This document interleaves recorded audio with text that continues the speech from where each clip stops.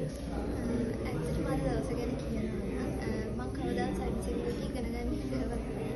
හැබැයි අද මේ ප්‍රොජෙක්ට් රෙඩ්කෝ එකට මේ ප්‍රොජෙක්ට් රෙඩ්කෝ එකට ආවට පස්සේ හිතුණා සයිබර් සිකියුරිටි ගැන කොච්චර හොඳ ඉම්පෝටන්ට් පැත්තක්ද ඒ වගේ පැත්තකට ගියාම කොච්චර දේවල් කරන්න පුළුවන්ද කියන එක මම ඉගෙන ගත්තා.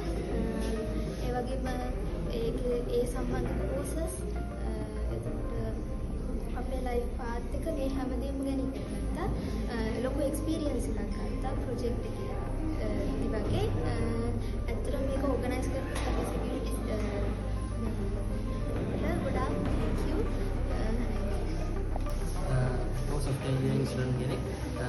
ඇත්තටම අපි කොච්චර software එකක් හදලා කරන්න ඒකට security නැත්තම් මම මේ workshop එකට ආවට පස්සේ තමයි දැනගත්තේ අපි කොතරම් website එකක් හදලා කරන්නේ ඒකට security නැත්තම් මේකට ආවට පස්සේ ගොඩක් මම ඉගෙන ගත්තා කොහොමද security පැත්තෙම අපි අතන website එකක් implement කරන්නේ security features දාන්නේ අතන මේ workshop එක ගොඩක් මට helpful වුණා.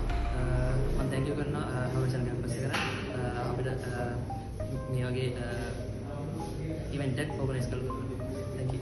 Today we get to chance to participate in the Project Redco workshop organized by the Cyber Security of Horizon Campus. And in this workshop we have learned a lot like cyber security concept and attacking and defensive mechanisms, and also how to mitigate them, and also handfuls of labs, and as well as they provide us with career guidance and certifications. So I truly appreciate and I must thank you, the Horizon Campus Cybersecurity Club, as well as our guests. Thank you.